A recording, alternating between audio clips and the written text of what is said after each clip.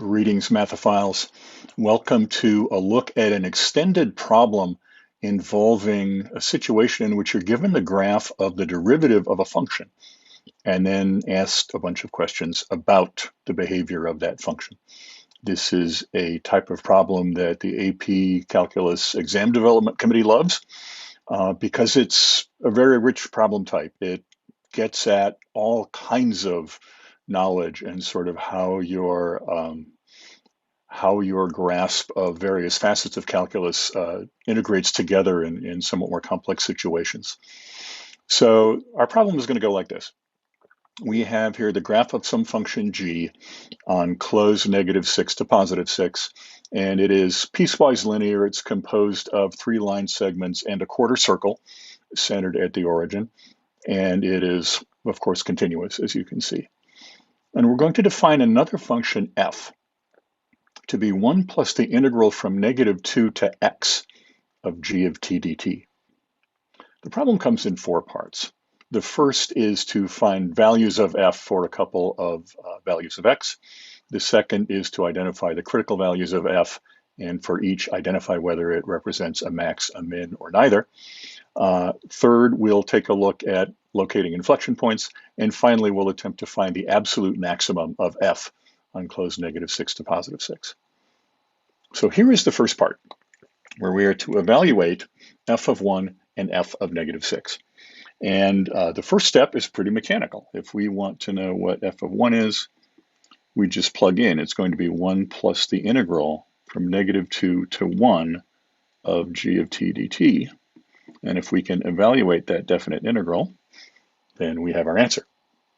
So the integral from -2 to 1 is going to be the net signed area between the graph of g and the x-axis. And on that interval, g is only ever positive.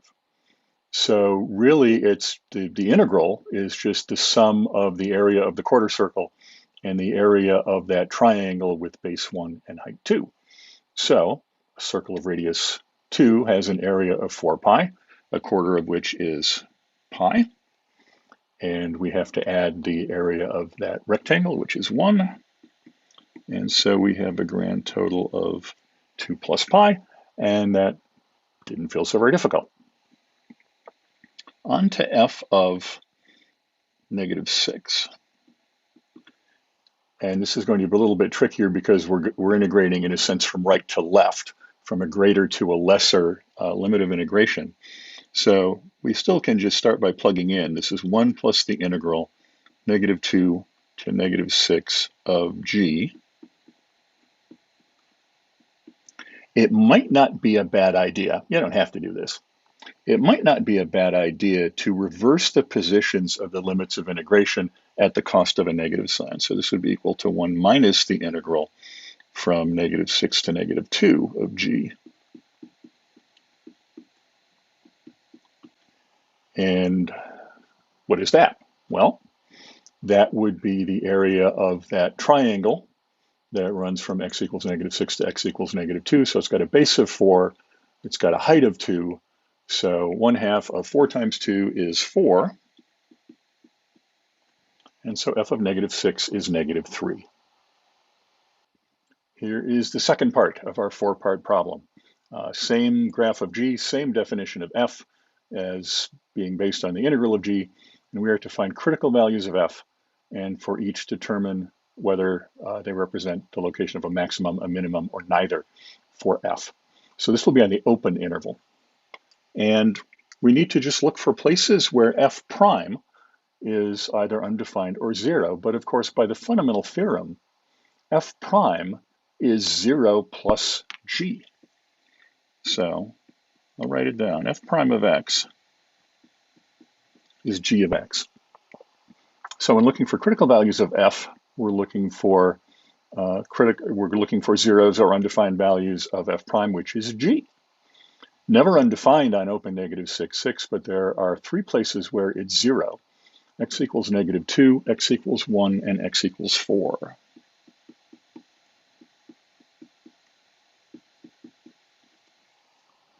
And what is f doing at each of these values?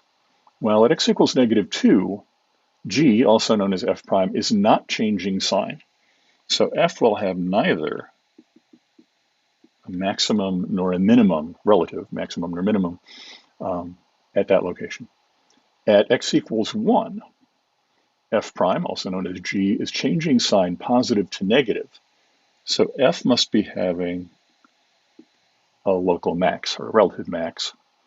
And at x equals 4, f prime, which is g, is changing sign negative to positive. So f is having a relative minimum.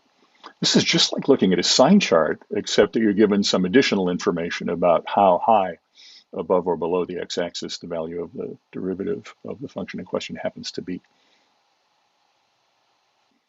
The third of the 4 parts of our problem asks us to locate the inflection points of f. And inflection points of f are going to be given by changes in f prime from either increasing to decreasing or decreasing to increasing. It's worth mentioning again because it's pretty critically important that f prime is equal to g. So we are in effect looking for places where g is changing its behavior from decreasing to increasing or increasing to decreasing. And we can pull that right off the graph. At x equals -2,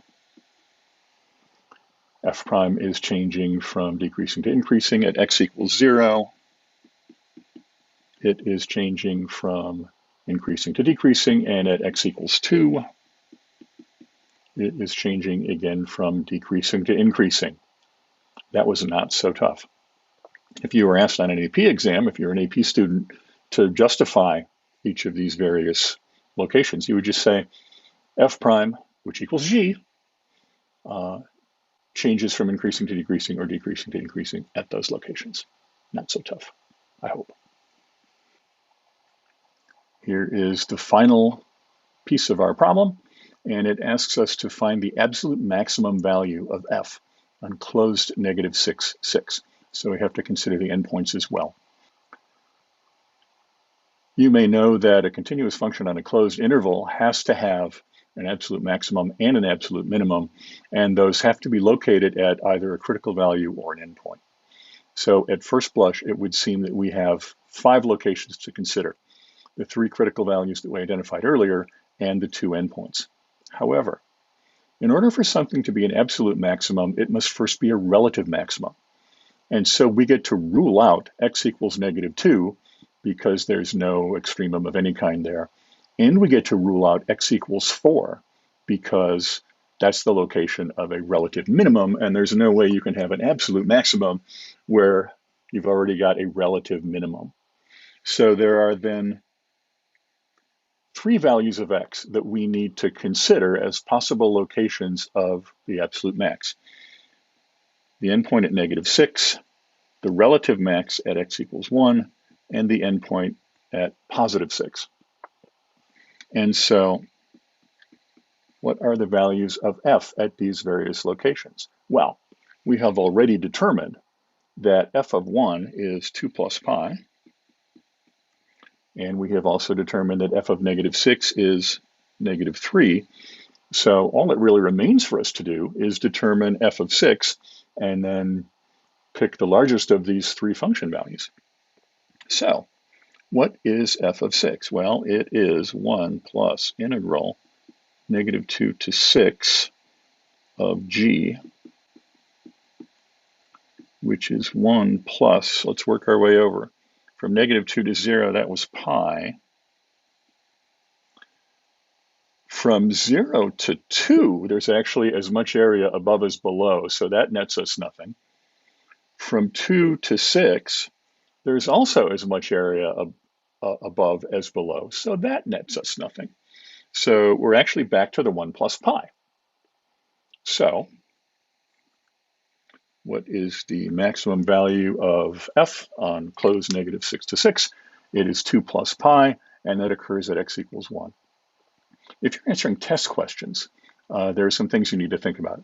One is that they might ask you for the ordered pair, in which case you'd have to give the x and the value of the function.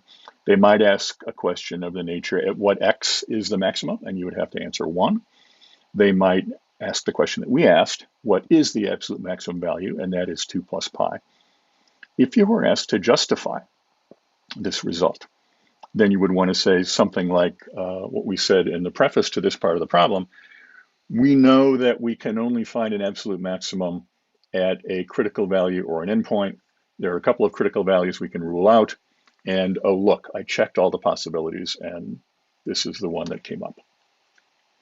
I hope this has been a useful little exercise. It brings in tons and tons of little bits and pieces from calculus from all different directions. So enjoy it. Happy mathing.